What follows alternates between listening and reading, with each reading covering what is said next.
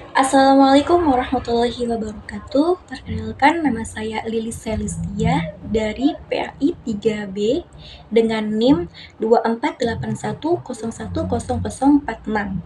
Di sini saya akan menjelaskan tentang sejarah peradaban Islam modern di Turki. Pertama yaitu ada latar belakang lahirnya dan perkembangan Islam modern di Turki. Lahirnya Islam modern di Turki tidak dapat dilepaskan dari sejarah panjangnya Kesultanan Utsmaniyah, yang dimana pernah menjadi pusat kekuasaan Islam di dunia. Kesultanan ini berperan penting dalam menyebarkan Islam ke wilayah Eropa, Tenggara, Asia Barat, dan Afrika Utara. Namun, pada abad ke-18 dan ke-19, kemudian Utsmaniyah ini menjadi awal dari perubahan besar yang memunculkan corak baru pemikiran Islam modern di Turki. Dalam hal ini ada juga faktor lahirnya Islam modern di Turki. Yang pertama yaitu faktor kemunduran kekhalifahan Utsmaniyah seiring melemahnya struktur politik dan militer Utsmaniyah. Muncul kesadaran di kalangan aktual muslim tentang perlunya reformasi pembaruan untuk menyesuaikan diri dengan perkembangan dunia modern. Gerakan ini dikenal dengan istilah reformasi dan tanzimat penataan ulang yang berlangsung di antara tahun 1839 sampai 1879. Yang kedua yaitu pengaruh modernisasi Barat. Kontak politik, ekonomi, dan budaya dengan Eropa mendorong munculnya pemikiran rasional dan ilmiah di kalangan masyarakat Turki. Modernisasi menjadi kebutuhan agar umat Islam dapat tetap relevan dan menghadapi kemajuan peradaban Barat. Faktor yang ketiga yaitu gerakan pembaruan internal Islam. Banyak ulama dan pemikir Islam Turki seperti Manik Kemal, Ziya Gökalp, dan Said Nursi menyuarakan agar umat Islam kembali pada nilai-nilai Islam yang murni Al-Quran dan Sunnah sekaligus terbuka terhadap ilmu pengetahuan modern. Selanjutnya yaitu perkembangan Islam modern di Turki. Islam modern di Turki perkembangan melalui 3 tahap utama.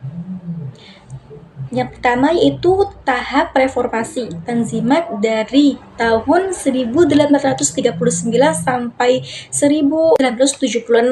Muncul ide modernisasi, politik, dan pendidikan. Yang kedua yaitu tahap sekularisasi dari tahun 1923 sampai 1950 di bawah Mustafa Kemal Atatürk. Dilakukan pemisahan agama dan negara.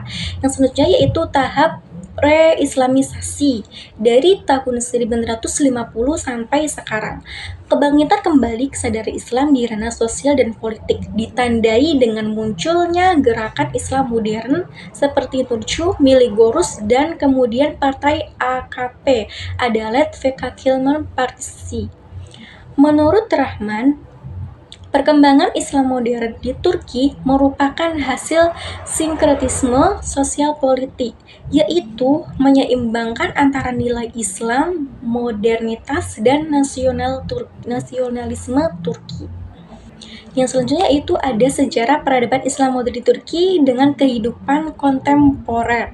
Setelah berdirinya Republik Turki pada tahun 1923, Mustafa Kemal Atatürk melakukan modernisasi besar-besaran dengan menegakkan asas sekularisme laiklik.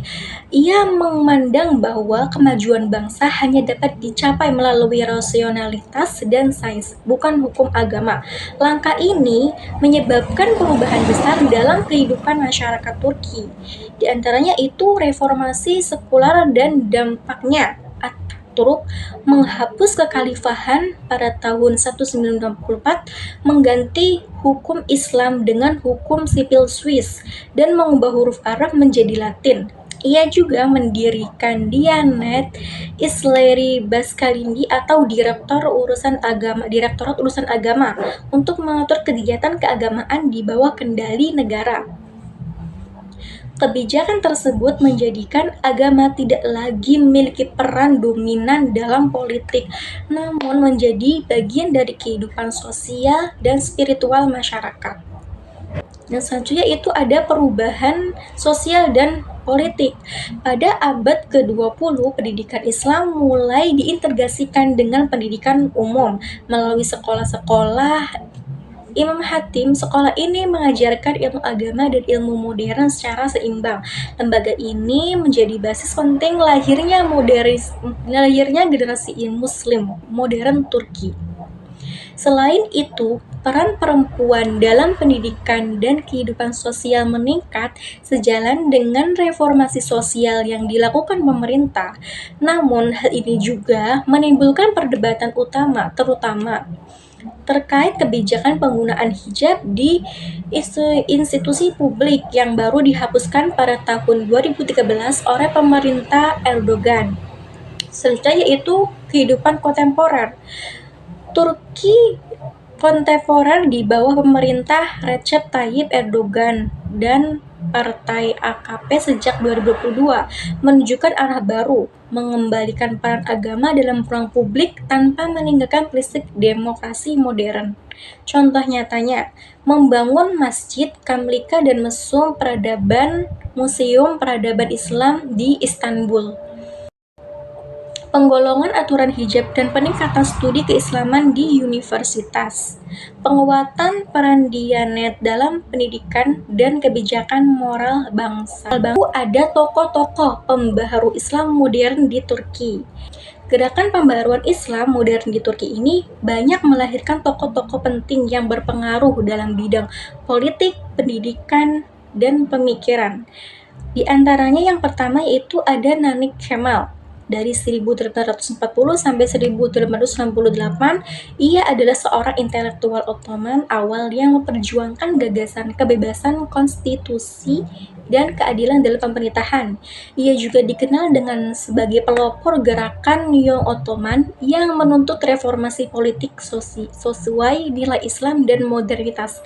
Menurutnya, Islam bertentangan dengan rasionalitas dan kemajuan. Tokoh yang kedua yaitu ada Ziya Gökalp yang pada tahun 1876 sampai 1924, tokoh sosiolog dan ideolog nasionalisme Turki.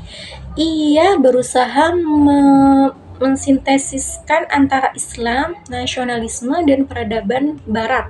Dalam pandangannya, agama dan kebangsaan harus saling melengkapi, bukan bertentangan. Pemikirannya itu sangat mempengaruhi ideologi Republik Turki modern. Tokoh yang selanjutnya yaitu ada Said Nursi.